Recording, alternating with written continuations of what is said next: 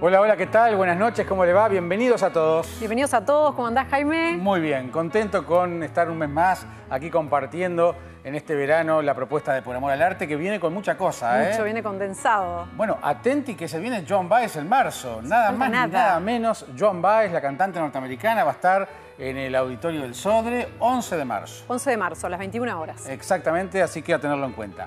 Pero no estamos escuchando a Joan Baez, que merecerá tratamiento especial en algún momento en este programa. Estamos escuchando a Gonzalo Gravina. ¿Quién es Gonzalo Gravina? Uno de los terapeutas los que acompaña a Mandrake Wolf.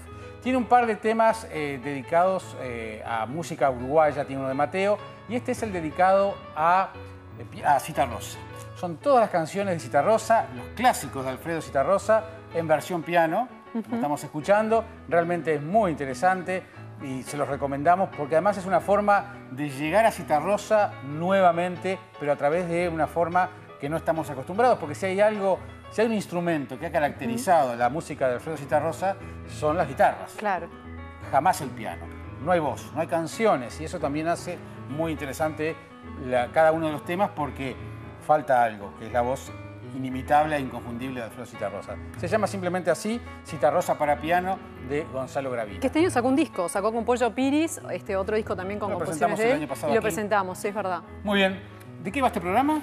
De todo. Tenemos comunicación, tenemos libros como siempre, arte. Y tenemos avances. Vamos a verlos.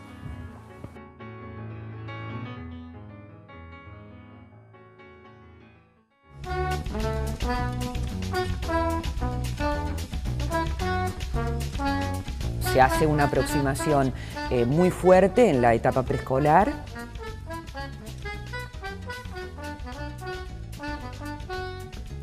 Cuando la literatura es la única puerta, la única solución, la única... Bueno, ahí es que aparece un artista.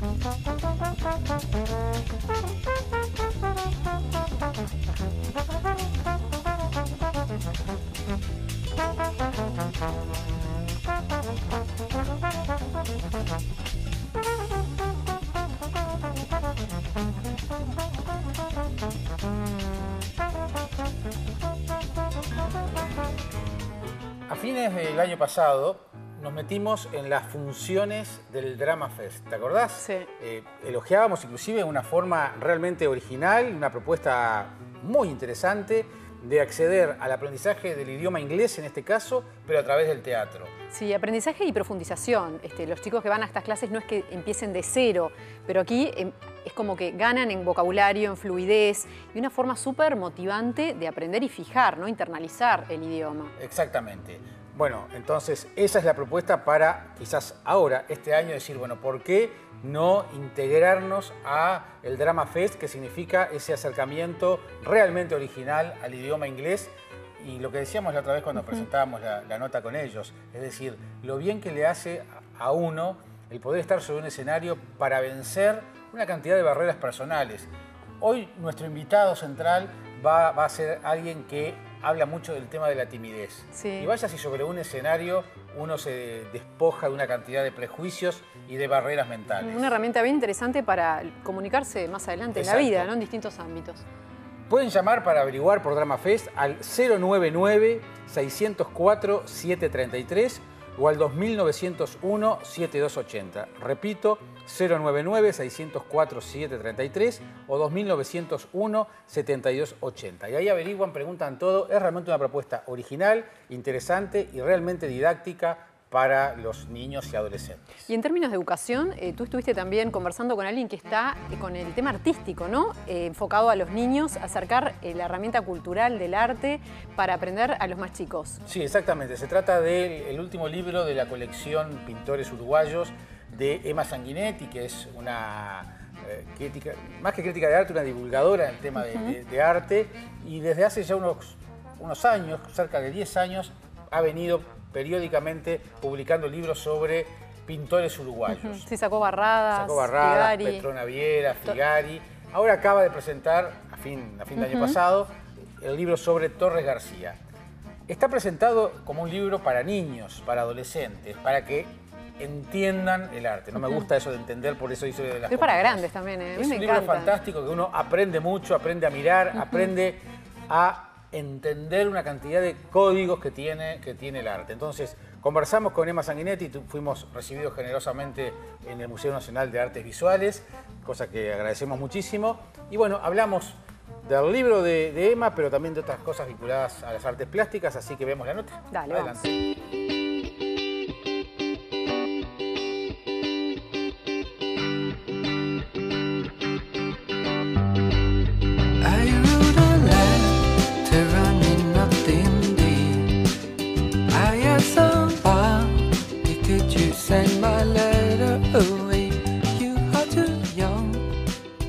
Yo siempre digo, pero escribir para los adultos es mucho más fácil que escribir para los niños.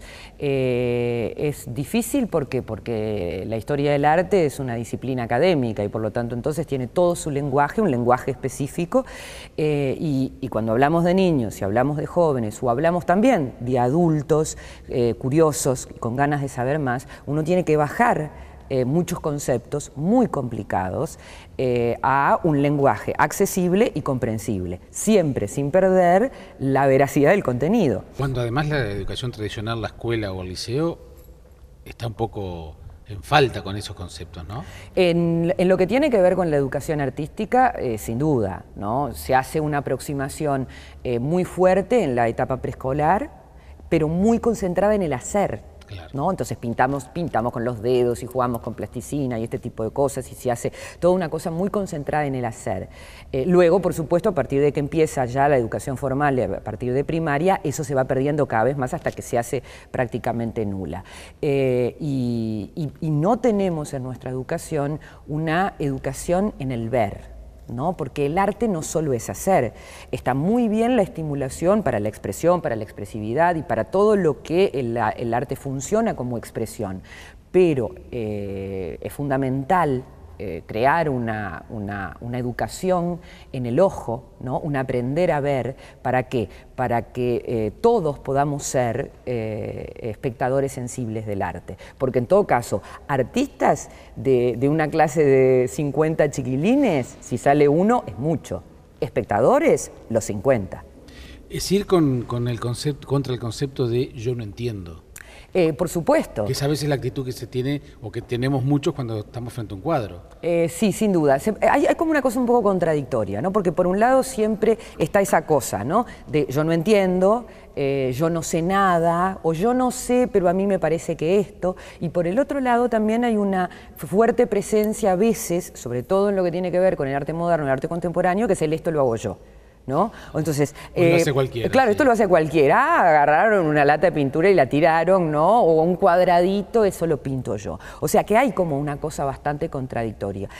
¿Cuál es el origen de eso? Evidentemente el origen es la falta de educación en el ojo, ¿no? Es la falta de educación en el sentido de ir creando todo un sistema que le permita a la persona adquirir herramientas para la decodificación de esa imagen que está mirando.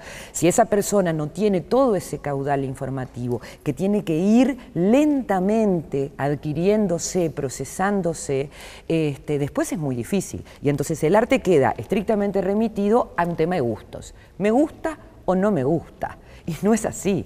El arte no solo pasa por los gustos, ¿no? Sino que tiene que pasar por la objetividad del análisis, ¿no? Y esas son las herramientas que tenemos que dar ya desde niños.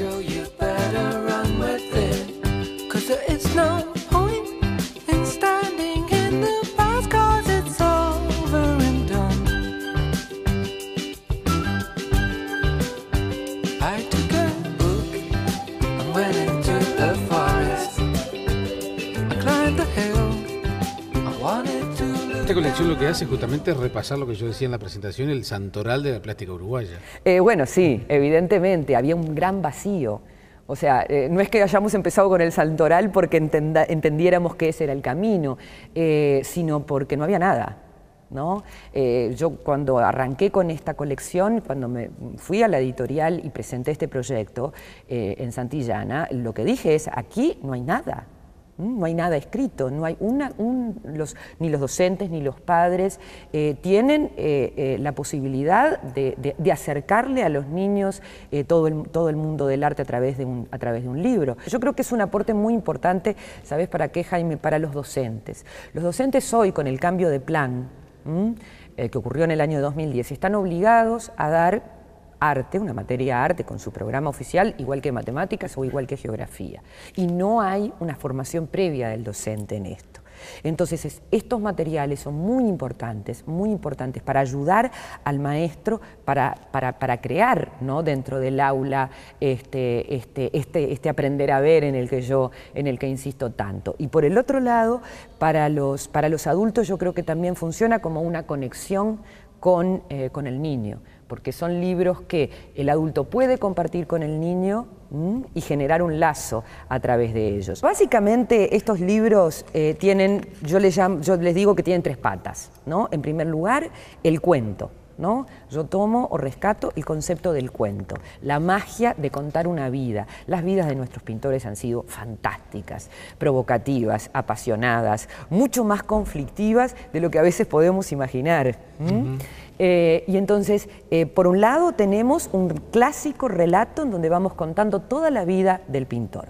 Luego tenemos otra patita que es el contexto histórico, que se da a través de elementos gráficos, que tengo un diseñador de primera línea que ha estado presente en toda la colección, que es Diego Tocco, que es casi prácticamente un coautor de estos libros.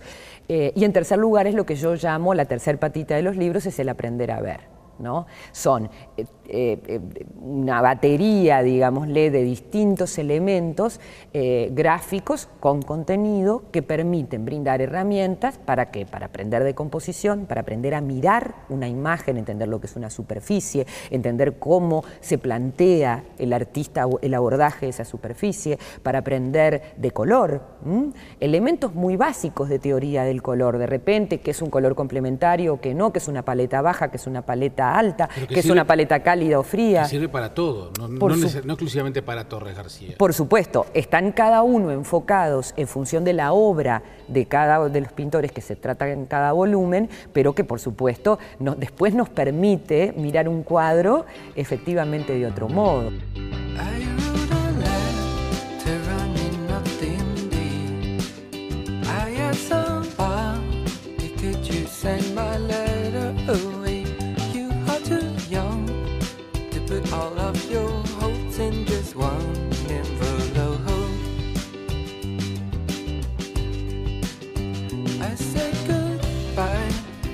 Está bueno esto que plantea, ¿no? De las 3 patas, de plantear primero un cuento para que los chicos se enganchen. Claro, la historia, ¿no? El cuentito, luego la vida. El contexto histórico para ubicar todo eso, ¿no? Para que entendamos mejor y después aprender a ver, porque de esto se trata el arte, aprender a ver. Por eso es que este libro trasciende el que sea solo para niños y adolescentes, sino que uno disfruta mucho y aprende mucho leyéndolo aún siendo adulto. Sí. ¿Hacemos la primera pausa del programa? Dale, vamos. Y tenemos más en Por Amor al Arte. Ya venimos.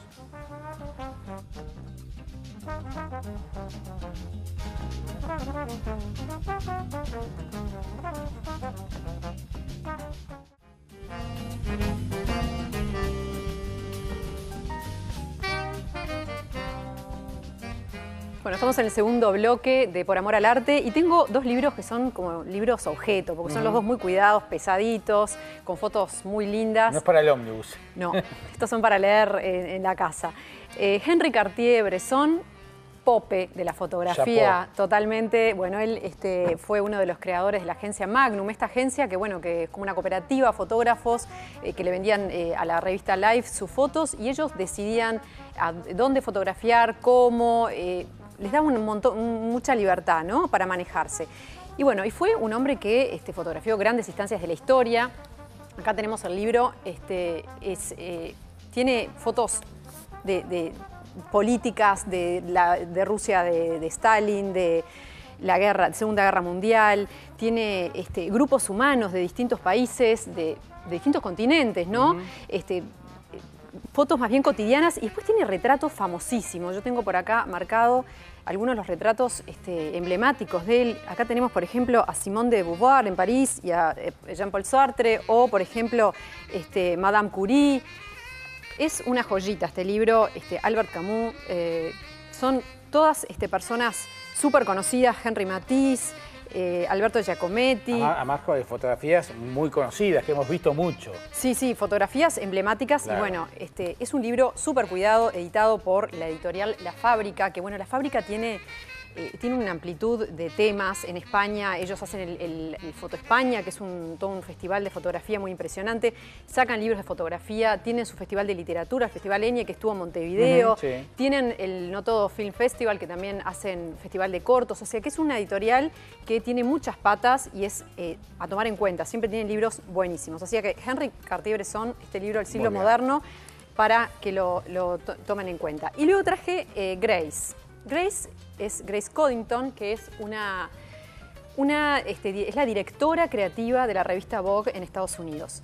Acá todo el mundo vio la película El diablo se viste a la moda, Sí, que era cierto, como una claro. sátira un poco también de Anne Wintour. Bueno, después de esa película salió el documental de September Issue, que es el ejemplar de septiembre de la revista Vogue, que fue un documental, o sea, no era una película, donde realmente se filmaba toda la interna de esta revista. Porque uno mira la revista y dice, ay, qué mundo frívolo, la moda, pero detrás de estas cosas hay cabezas impresionantes, hay artistas. Y Grace Coddington es una de ellas, es una pelirroja que empezó siendo modelo, pero luego se dedicó a la parte creativa y es el personaje, el elemento intuitivo, creativo, más fuerte que tiene Vogue, más quizás que Anne Wintour. Después del September Issue, ella como que se hizo famosa y la gente decía, Grace, es lo máximo. Y dijo, ¿por qué no voy a escribir mis memorias? Y escribió este libro, que es un libro que... Es joven para memorias, ¿no? Tendrá unos 70 años, nacida en el 59... No, en el 59 ganó un premio, o sea que es grande.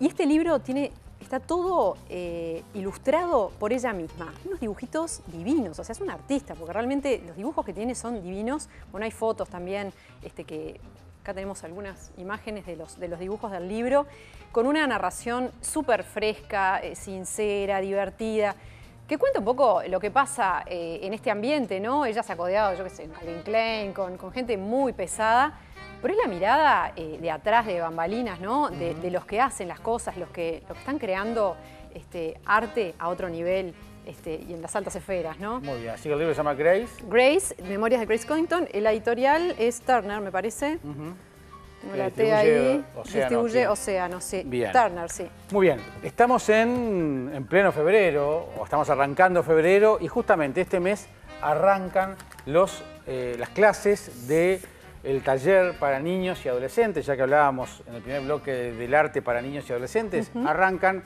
los cursos del taller Montevideo, uno de los talleres de mayor prestigio, justamente para niños y adolescentes. Entonces, en este mes de febrero, en sus dos opciones, tanto para niños entre 5 y 13 años y jóvenes entre 14 y 19 años, para dibujar, pintar, hacer grabados, cerámicas en horno, todo lo que tiene que ver con diferentes técnicas artísticas.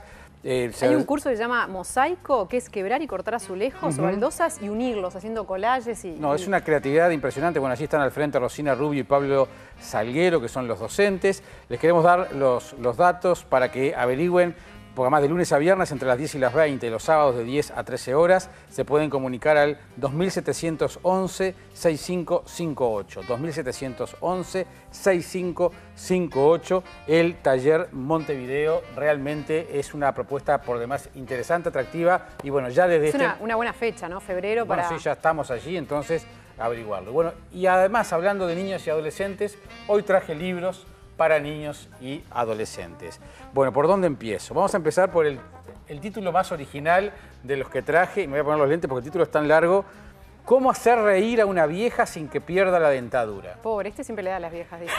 Tremendo. Sebastián Pedroso, a través del sello Alfaguara, ahí miren qué linda que es la Alguien se va a portada. quejar, me parece. No, es muy divertido, está tratado con mucho humor este libro, donde sí aparecen muchas viejas, pero tratados con mucha... Con cariño. Con cariño, con mucha compasión, de alguna manera también. Después un personaje muy conocido de Malí Guzmán, Auxilio Madre, es una historia adolescente que tiene a esta Martina tan inquieta en una historia que se acaba de editar a fin del año pasado. Malí Guzmán, además una de las más prestigiosas. Está haciendo mucho colegios, escuelas. Las más prestigiosas autoras para chicos. Rapidito, después tenemos un nuevo tomo del Sapo Ruperto, que ahora viene en este formato, que uno le diría el formato de Mafalda, ¿no? Pero bueno, las historietas del sapo Ruperto con Roy Berocay, que sigue haciendo de las suyas con este personaje que ya lo transformó en un histórico de la literatura para niños. Y bueno, tanto niño, ¿quiénes son los responsables muchas veces de guiarlos y cuidarlos? Los abuelos. ¿Cómo es ser abuelo? Ninguno de nosotros lo es, quizás muchos de ustedes sí. Ser abuelo hoy, esto no es para niños ni para adolescentes, sino la psicóloga Fanny Berger escribió este libro. Hay muchos libros para padres, relaciones padres e hijos. Bueno, pero ¿qué pasa con los abuelos? La psicóloga Fanny Berger justamente analiza en este libro de Editorial Planeta eso que seguramente va a ser de mucha utilidad para quienes son abuelos o lo van a hacer. Y ahora vamos a un escritor. Vamos a un escritor y pasamos de la literatura infantil, así muy luminosa, a un escritor maldito. Porque tiene fama de ser un escritor maldito, con sus temas violentos, cruentos, medios terribles, ¿no? Yo en realidad lo conocí leyéndolo en las columnas chiquititas y súper jugosas y lindas y no tan oscuras del País Cultural. Felipe Polleri en realidad escribe cosas, cosas más oscuras. Bueno, estuvimos conversando con él sobre su literatura y lo que significa para él. ¿Lo conocemos?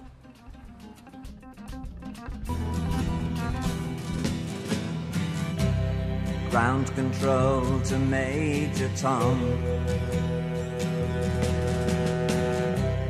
Ground control to Major Tom. Puede llegar a ser una suerte de redención o de tabla para llegar a un lugar más luminoso a pesar de que la literatura en sí sea oscura y sangrienta. Sí, sin duda, sin duda. Bueno, en mi caso fue así, ¿no? Si vos pensás que si el mundo real te resulta muy complejo, traumático, si pensás que no... Lo pensás, después pero lo sentís, después te manejás, te vas arreglando, ¿no? Pero sí, es como... Yo pienso que fundamentalmente es eso, es como la única puerta. Cuando la literatura es la única puerta, la única solución, la única... Bueno, ahí es que aparece un artista, ¿no? Porque, digo, no es un tema de, bueno, quiero ser artista, sino necesito, tengo la necesidad. Y ahí es que esa necesidad tiene mucha fuerza. Soy capaz de los mayores sacrificios por sacrificar bienes materiales, tiempo, que no es ningún sacrificio, pero te quiero decir, está dispuesto a mucho porque, bueno, para que toda esa cosa, ese mundo interior tan complejo que a vos te problematiza tanto, socializarlo de alguna manera, ¿no? Y bueno, y eso te da una especie te socializa, aunque sea como escritor, formás parte de alguna manera de las contás. De un lugar muy lateral, todo lo que quieras, pero bueno, es lo que sos. El último libro, Alemania, Alemania, y el lector se siente un poco como avasallado y atacado, ¿no? Con toda esa violencia, con esa oscuridad. Y después como que el panorama se va aclarando. ¿Cómo es en general la relación con el lector? ¿Hay una idea de provocar o de movilizar? Sí, sin duda, sí. Bueno, yo creo que todo libro tiene que producir eso, ¿no? Si no te aburrís. Y provocar, sí, movilizar, estremecer, conmocionar, estremecer. Sí, está esa idea, ¿no? De agarrar al lector y obligarlo de alguna manera a que se meta por ahí y siga ese oscuro camino que yo le planteo, que espero que lo siga. Generalmente lo sigue. Y este libro, como un hijo más, digamos, ¿qué características tiene? ¿Cómo ha sido ese proceso de escribirlo y de verlo nacer? Mira, fue un libro que de alguna manera me resultó bastante fácil de escribir, porque ¿viste cuando tenés esa sensación de que estás muy enchufado con el inconsciente, que estás que casi no escribís vos? Hay otros que me llevaron años, ¿viste? Porque no podía no daban la tecla, otros que tuve que tirar, evidentemente. Capaz salvando cosas, pero el núcleo... No, con esta me resultó, me enchufé mucho sobre todo, porque el proceso fue que está casi publicado al revés de cómo fue escrito. Empecé con la parte de Parsifal de Alemania, después dije, bueno, hay que mostrar la parte de los aliados, Inglaterra, y después la tercera parte, bueno, también era un caso también de reclusión, con imágenes de Auschwitz, intervenidas, ¿no? ¿Qué va saliendo? Va saliendo. Yo me siento con la página en blanco sin haber planificado nada y dejo que el inconsciente o lo que sea, o el preconsciente hable. Y yo simplemente lo que hago es escribir y chau. ¿Y eso fue y después, siempre así? Sí. ¿O ayudó Sí. una terapia? No, sí, me ayudó, sí, ayudó una terapia, muchas cosas, madurez, Porque no es fácil, parece fácil, pero hacer eso de abrir y decir, bueno... No, es muy es tirarte al vacío, no, es muy difícil. Me ayudaron muchas cosas, desde amigos escritores hasta terapia, muchas cosas. No es una cosa fácil de hacer, es lo más difícil. Planet Earth is blue and there's nothing I can do.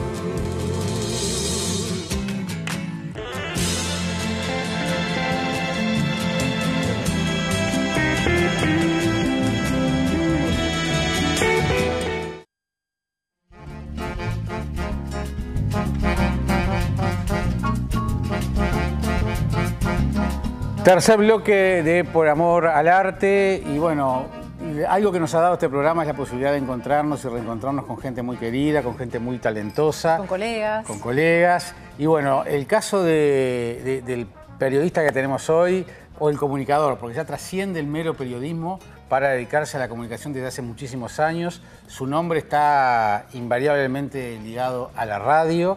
Pero bueno, el hecho de tener a Gustavo Rey ante cámaras nos es un privilegio. Bueno, muchas gracias, Malena, Jaime, por la invitación, ¿no? Por favor, es un gusto recibirte. Tomaremos un cafecito, ¿no? Tomaremos Sí. un café. Porque no te podemos reducir al periodismo solamente. Lo que pasa que, bueno, es un poco la actividad pública que tengo. Tengo otra paralela que me interesa mucho, que tiene que ver con el ámbito de la educación, ¿no? De la docencia, la capacitación. Yo le dedico gran parte de los últimos años de mi vida, solo Sí. que no es algo que a veces trasciende, no quiere decir que no sea importante. No, ¿se claro, entiende? pero además es interesante porque creo que además somos de las primeras generaciones de egresados del viejo Instituto de Filosofía, Sí. Ciencias y Letras, que en la década del 80, cuando empezamos a estudiar, primero era muy nuevo todo esto de la comunicación. Totalmente. Entramos para hacer periodismo y ahí descubrimos que existía la comunicación y ahí nos fuimos diversificando, como Sí. que el Uruguay se fue dando cuenta, las carreras, de que bueno, se podían hacer otras cosas más allá del periodismo. Sí. Sí, somos de la generación que un poco en broma hay varias anécdotas de compañeras y compañeros que, bueno, mi padre me quedó mirando como, bueno, no sé qué vas a hacer, pero dale, bueno, te voy a apoyar, ¿no? Me imagino, porque a mí me pasó yo llegué al periodismo mucho más tarde, pero era como algo que Claro. no tan aceptado, ¿no? Mirá, Como a nosotros- carrera segura, A digamos. nosotros nos preguntaban, en la década del 80 nos preguntaban, ¿vas a trabajar en Antel? Claro, vas a arreglar radios, televisores. Exactamente. Y después la otra, vos que estudiás comunicación, conectame el video. Sí. Porque era la época del auge de los VHS, ¿te acordás? Era terrible, pero bueno. Pasa eso, sí. ¿De dónde viene la vocación, Gustavo? Bueno, yo de muy chico, ¿no? De chico de edad, obvio, ¿no? Pero de muy chico. Tengo recuerdos de jugar, por ejemplo, con la radio y armarme mis propios rankings musicales a los 8, 10 años.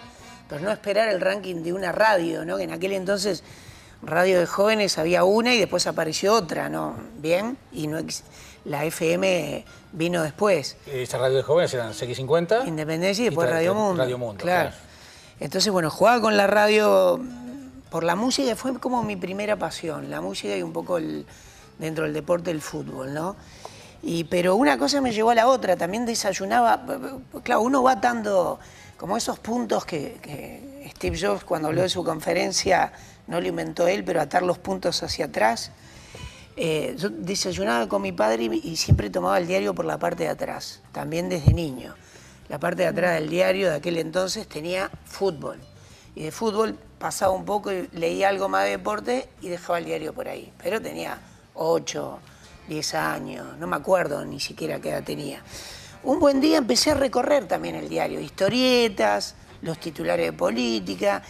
Y bueno, yo por lo menos recuerdo que a los 15 años quería ser periodista. Hace poco en una reunión de egresados que hubo del Suárez, uno de los liceos que estuve por ahí, y me decían, pensar que en aquella generación había 2 que sabían lo que querían hacer, que eran medios bichos raros, que con 15 años dijeran, bueno, quiero ser... Yo quería ser periodista y médico, en verdad. Tenía esas 2 pasiones, sí. Y terminaste en una radio y usando un instrumento que es la voz y justamente con una particularidad. Vos tenés una voz súper especial. ¿Cómo fue llegar a la radio y manejar ese instrumento tan particular? La gente me dice súper especial porque no sabemos bien ahí cómo... Digo, porque pero es verdad. Te escuchamos y sabemos que sos tú, ¿no? Es como muy característica. Pasa que ya es un sello. En la época de estudiante, Gustavo... todos daban muy poco por tu futuro radial. Totalmente, no. Vamos a ser honestos. No, y hay profesionales muy destacados que fueron el primero que, por ejemplo, me dijo, bueno, vos con tu voz quedate de este lado, fue Never Araujo. Una vez. ¿Sí? Fue donde comenzaste. Andá a visitar un fonoaudiólogo. Claro. Y me quedé de ese lado. Pero también lo bueno es que luego me encontré con otro profesional, emisor del Palacio, Juan Francisco Fontoura, que me dijo, mirá que si tenés idea de este lado, podés estar del otro. Y el tema de la voz también es muy particular. Visitate otro fonoaudiólogo si querés, hace algo con tu voz. Pero si hay alguna idea de este lado, también está bueno que estés. Y ahí me empecé a animar. Me habló de algunos conductores argentinos, no que tenían quizás voces muy extrañas, pero sí salían de la voz típica de AM/FM de hola, ¿qué tal? ¿Cómo estás? Y hablar de esa forma, ¿no? Sí. Entonces, bueno, me empecé a animar a estar de los dos lados, ¿no? Sí, mi comienzo fue leyendo el diario y jugando con la radio. Lo que pasa es que ese tema, yo creo que, y yo siempre lo pongo como ejemplo en las clases, que es justamente cómo, sin tener una voz estándar, que es eso, ¿no? Determinadas voces para determinados medios, terminan siendo un sello personal, porque no es ni mejor ni peor. Entonces, el otro ejemplo que yo siempre pongo es el de Leo Maslía. Sí, Leo, sí, que debe ser de las mentes más brillantes que tiene este país, no tiene una gran voz para cantar. Claro. Pero sin embargo ha hecho de su estilo particular un sello personal. Silvia Rodríguez también, ¿no? Tiene una voz muy particular. Digo, que no dirías, es una voz uno no puede imponente. decir que Mandrake Wolf tiene una voz espectacular. Exacto. Y tiene canciones y comunica con Jaime, el canto. Jaime Ross. Y Mateo no sé si tenía una voz tan espectacular. Y las letras y su Exacto. música también lo eran, ¿no? Exacto. Y eso nos dice mucho, inclusive para los televidentes, el hecho de decir, confía en vos primero, en que lo que vos puedas hacer independientemente de tus cualidades, ¿no? Sí, y potencia tu particularidad, ¿no? De alguna forma. Sí, yo eso, ojo, que lo tengo claro en los últimos años y si hay una oportunidad lo digo. También la pasé muy mal o sufrí mucho, ¿no? ¿Por qué? Y porque al principio era como difícil, bueno, que aceptaran la voz, que mejor quédate de este lado que de este.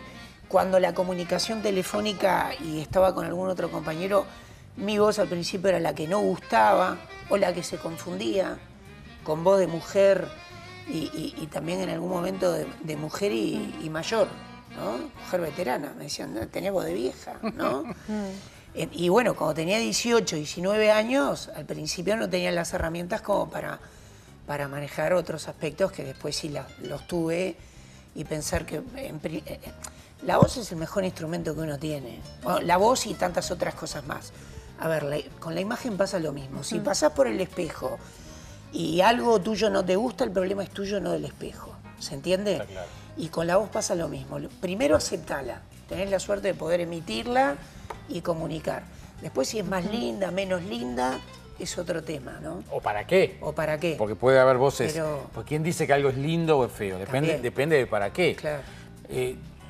No me gusta que lo planteemos en términos de mensaje, pero que quede como un mensaje eso también para los televidentes. Por eso yo insisto, porque tú has manejado esto que has resuelto en los últimos años, también me consta que por tu actividad docente, y de eso vamos a hablar ahora después, también lo transmitís en tus talleres y todo eso, ¿no? Decir, bueno, señores, ustedes tienen la posibilidad de comunicarse, háganlo de la mejor manera, Tal ¿no? cual. Sí, sí. O sea, la forma es una cosa, pensar también en el contenido. Exacto. Sí, bueno, yo a todos los hago pasar por el estudio de radio, les digo, bueno, no se aprende radio solo de un lado, no hay un lado y también les digo, es como que, bueno, el programa de televisión es esto, pero es todo lo que está también trabajando para este programa, ¿no? Bueno, en radio pasa un poco lo mismo y al principio nadie quiere pasar, el 90% de las personas le dicen que no les gusta su propia voz. Sí. Yo le digo, bueno, trasciendan un poco eso, no se queden enfocados en me gusta o no me gusta mi voz. Intenten comunicar y superen ese obstáculo también. Y bueno, a veces sí cuento algo de lo que estamos compartiendo acá como ejemplo de decir, bueno, a mí me pasó, en un momento la pasé mal, tuve la suerte que alguien me dijo una cosa, andé a un fonoaudiólogo, fui 3, estudié otras técnicas y también me fui animando y fui practicando y fui aprendiendo que también eso es clave, ¿no? ¿Crees en la intuición? Sí, bastante, mucho. ¿Le haces mucho caso? Sí. Tanto como bueno, ahora estoy... Sí. Como es una mesa que se puede hablar de todo, pero sí. como Wim Wenders, que habla todo el tiempo del lado intuitivo como director de cine, ¿no? O sea, creo en la intuición, es como un canal que intento que esté abierto y a veces digo, bueno, esto no es casualidad, esto por algo me llegó, por algo me encontré esta persona en el camino, estoy buscando un colaborador y justo me encuentro con este nombre acá. Hay muchas cosas que se dan por algo, pero también las busco, ¿se entiende? No me quedo ahí esperando que las cosas caigan por arte de magia, ¿no? Y tiene que ver también un poco con el perfil que tenés como entrevistador, que es una cosa como muy intimista, como de acercarse al otro.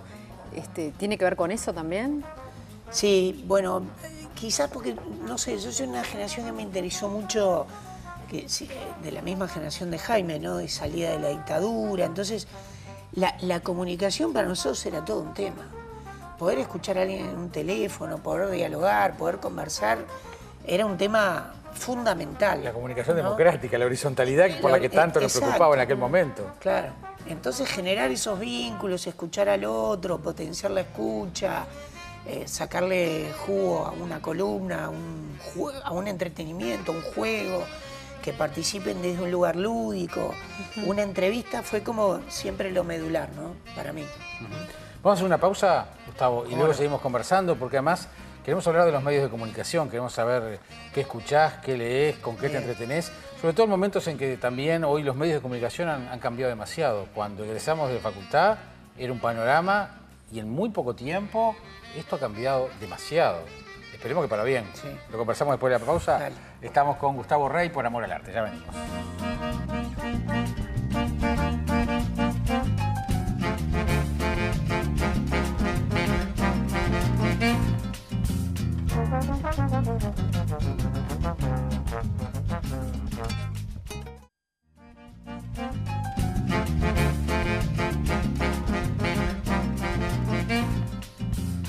Último bloque de Por Amor al Arte. Estamos conversando con Gustavo Rey. Gustavo, tú estuviste dando unos talleres sobre cómo hablar en público. Sí. ¿Cómo llegaste a eso? ¿Eras tímido y tuviste que remar un poco para poder colocarte en otro lugar? Sí. ¿Cómo fue? Sí, fue... bueno, cuando estaba estudiando justamente comunicación, yo era lo que me sentaba en el fondo de cualquier salón. Si tenía una cabeza media alta delante me sentía todavía más protegido, medio resguardado. Y eran grandes los salones de la Católica. Eran grandes, te perdías bien, sí. Tampoco sabía cómo es la mirada de un docente en el aula, eso lo aprendí después. Claro. Entonces siempre estás más expuesto y te miran más en el fondo que en las puntas de Claro. adelante contra los costados, ¿no? Pero bueno, rara vez levantaba la mano, tenía buenas evaluaciones escritas y en lo oral me costaba mucho. Me ponía colorado, era muy tímido, tartamudeaba con la voz, me temblaba un poco las manos, todos los síntomas que están muy estudiados de Sudor. Sudorización excesiva de las manos, de la cara, de todo. Entonces, la verdad, no tuve alguna cosita en aquel entonces en la universidad, pero yo veía que había una mochila que seguía cargando y bueno, a ver, una carrera que se llama comunicación, hablar hay que hablar. Bien, comunicar con la palabra. empecé a buscar cosas y bueno, por aquel entonces me encontré con una disciplina que había llegado al Uruguay, que ya existía en el mundo, se llamaba neurolingüística. Empecé a meterme ahí, descubrí un mundo que me interesé mucho, que tiene que ver con la comunicación interpersonal. Esa me llevó a otra, y a otra, y a otra. Y después no paré, y aprendí mucho del tema, y en algún momento empecé a trabajar con el tema por todos lados, ¿bien? Porque había mucha gente que le pasaba lo mismo. De hecho, yo vivo capacitando personas que hablan en exposiciones, en conferencias, desde las TED en Uruguay hasta otras. La Expo Ceibal hace poco con niños, casi con jóvenes de 8 a 18 años, que yo les decía, qué bueno que ustedes a los 8, 10 y 18 años, ni que hablar, se los esté preparando para un evento que tienen que enfrentar un auditorio, saber cómo comunicar en poco tiempo, que es una modalidad de los tiempos que corren hoy. Y todo empecé por esa mochila que en algún momento tuve que tirar al piso. Consejitos rápidos para alguien que le cuesta hablar en público, ¿qué le dirías? Así Bien, como... bueno, lo primero... Por eso cobra, ¿eh? No, bueno, pero esto es un tráiler. Los consejitos rápidos son simples, pero lo mejor es practicar, practicar y practicar. La práctica te crea una habilidad. Ahí tenés los 3 consejos. Ahí tenés los 3. Pero no es nada raro, o tenés que estudiarte un poco, ver por dónde viene esa traba. Está bueno que cuides algunas cosas de forma y que trabajes los contenidos. Contenido y forma, forma y contenido. Empezá preparando el contenido, empezá preparando, bueno, cómo es tu introducción, cuál es el esqueleto, tu columna vertebral de mensaje o de lo que querés transmitir, y pensá que, bueno, que de una película hasta un libro tiene un final también, ¿bien? No hay que aprenderlo de memoria, pero sí saber, bueno, así como puedo abrir una heladera y cada cosa va en su lugar, la introducción, el desarrollo, el final, tiene un sentido en una presentación, ¿bien? Después hay aspectos del lenguaje corporal, ¿sí? Hay que saber cómo mirar un auditorio y hay técnicas, como también tiene una técnica un cantante que cuando vino, por poner un ejemplo de los últimos recitales más grandes que hubo en el Uruguay, el de Paul McCartney, y miró al Estadio Centenario entero. Había casi 50.000 personas mirándolo, y él mirando a las 50.000 personas. Ahora, las 50.000 no las pudo ver. Claro. Bien, pero en una presentación uno aprende a hacer contacto visual, a manejar lo que se llaman ademanes, que incluye la mano, pero no es una mano pegada. La famosa comunicación no verbal. Exacto, hay muchos aspectos ahí a trabajar. Entonces hay cuestiones de contenido, cuestiones de forma y mucha preparación. En la preparación, indudablemente te pueden ayudar o te puedes ir fogueando en la práctica, depende. Eso ha ocurrido con muchas personas también, ¿no? Bueno, Gustavo Ray tiene hoy el programa Habrá Palabra en Océano, pero sin duda Caras y Máscaras es un antes y un después en la historia de la radio de los últimos años. Eso hay que reconocerlo, aquel programa que iba en emisora del Palacio primero, en Océano después a la madrugada. Y aquel programa, si un sello distintivo tenía, era el de las llamadas telefónicas de la gente que escucha radio a la noche, hablando de ellos mismos. Y eran momentos en que la vida privada de la gente no se conocía, salvo porque aparecía un programa de radio como el tuyo, para escucharlos. Pocos años después, aparecen las redes sociales, donde la exposición de lo privado explota. ¿Cómo ves ese fenómeno, ese cambio de exposición, a veces en términos increíbles, ¿no? ¿Cómo ves eso? A ver, bueno, ahí tengo como una serie de sensaciones encontradas porque yo uso las redes, no participo mucho de mi vida privada haciéndola pública, ¿no? No tengo nada que ocultar, pero no me interesa por ahora. Sí utilizo las redes con otros fines, ¿no? Veo elementos increíbles, buenísimos, ¿no? Poder encontrar muy rápido algo, información, con un montón de errores también, ¿no? Veo que a veces dificulta otro tipo de encuentros a nivel de una comunicación que excede los medios, o sea, el encuentro cara a cara se está perdiendo un poco en todos los ámbitos, ¿no? Hasta en el aula está ocurriendo ese problema de que muchos docentes dicen, bueno, no sé qué hacer ya con el celular del alumno en la hora y media de clase. Y bueno, a ver, lo que hay que hacer es muy simple. En una hora y media de clase hay que interactuar con ellos, pero ellos no pueden estar interactuando con el celular o salvo que estén interactuando con una tableta, una notebook, un celular, con algo de la clase. Por ese lado lo veo bárbaro. ¿Ah? Todo lo que es tecnología que nos pueda ayudar a seguir creciendo y avanzando, me apasiona. Lo que me incomoda o no me gusta tanto es aquello que vaya generando como la pérdida de ese vínculo de el encontrarse, el escucharse, el cara a cara. Eso es lo que cada uno tiene que fomentar como puede. Yo, si bien hoy no hago caras y más caras, trato en el programa todavía de mantener un aspecto interactivo con la persona. El 90% de la audiencia se comunica a través de las redes, el 10% contacto telefónico. Así igual me gusta escuchar la voz de la persona, tiene matices, colores. Y la necesidad que siempre tuvo la gente en Caras y Más Caras, Sí. por la hora, por una cantidad de cosas, y ahora demostrar aspectos privados son los públicos. Sí. ¿Qué te parece eso? ¿Es una necesidad? Decís que capaz que cambió sí, al tener sí. otro canal donde... Sí, si uno un poco ve, bueno, a ver qué programas de televisión en el mundo son los que un poco están manteniendo el rating, a veces son los programas, los realities, Sí. en todas sus variaciones, Exacto. ¿no? Desde construir una casa en una semana Hasta el Gran Hermano. hasta tirarse en una piscina y el Gran Hermano, ¿no?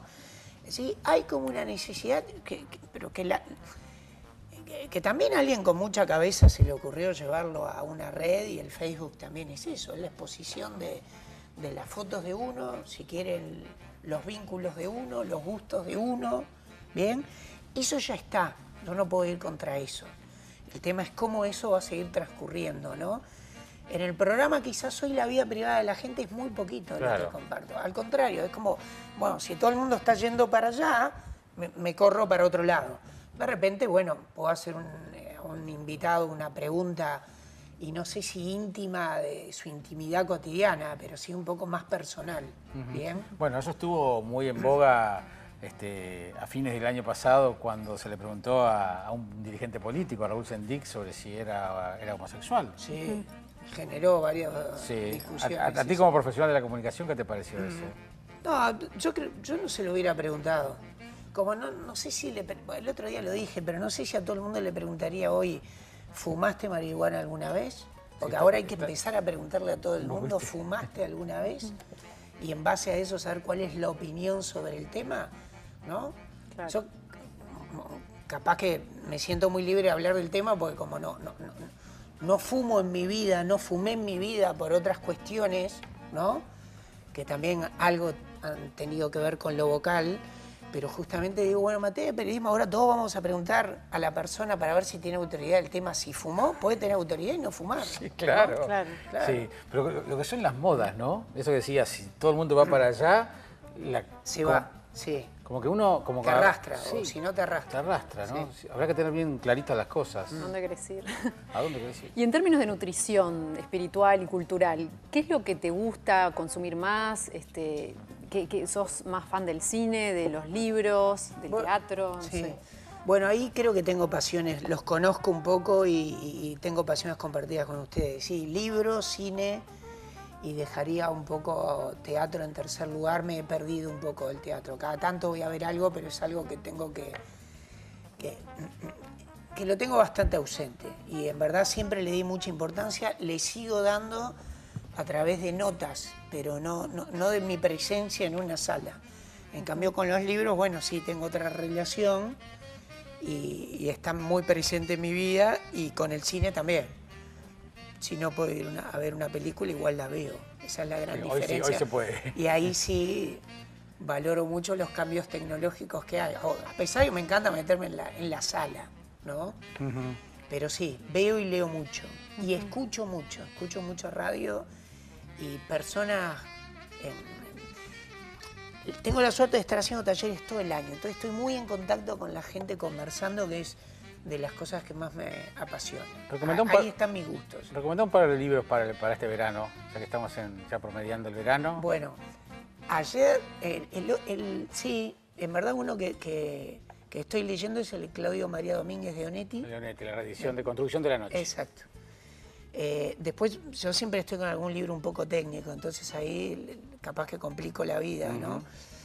Pero pero capaz que no viene mal, ¿no? Dale. Hay un libro que se llama Cómo manejar el estrés, de un inglés que vino acá al Uruguay, casi pasó desapercibido, se llama Timothy Galway, tiene cerca de 90 años, realmente muy brillante, y fue uno de los creadores de esta disciplina en el mundo, se conoce como coaching, y él empezó siendo entrenador de tenis, luego de golf, y empezó a ver a través de los resultados con sus deportistas que manejando esto se manejaba también otra habilidad y otra destreza, ¿no? Libros me dijeron que recomiende. Sí, sí.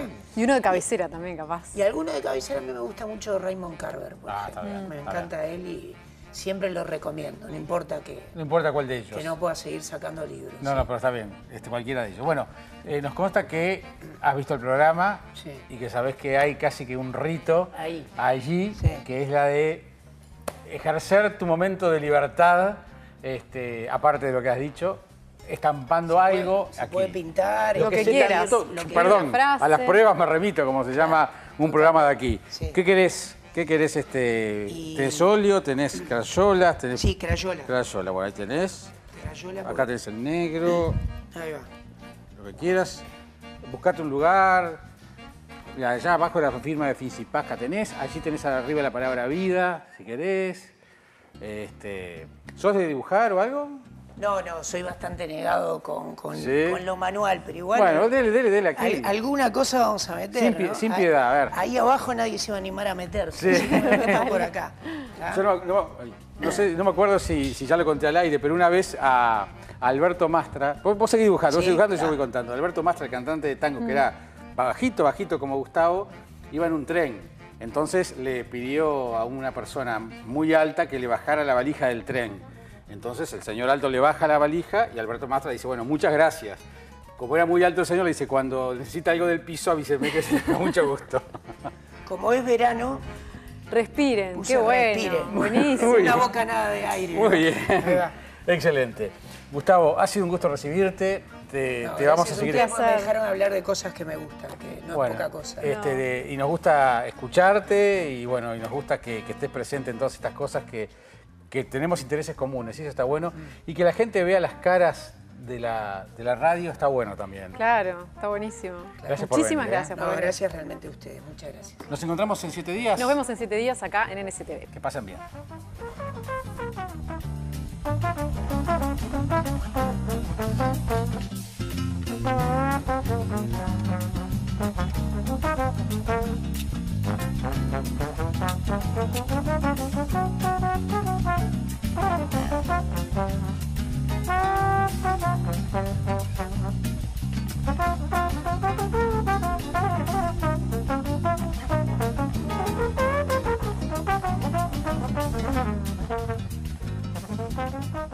Thank you.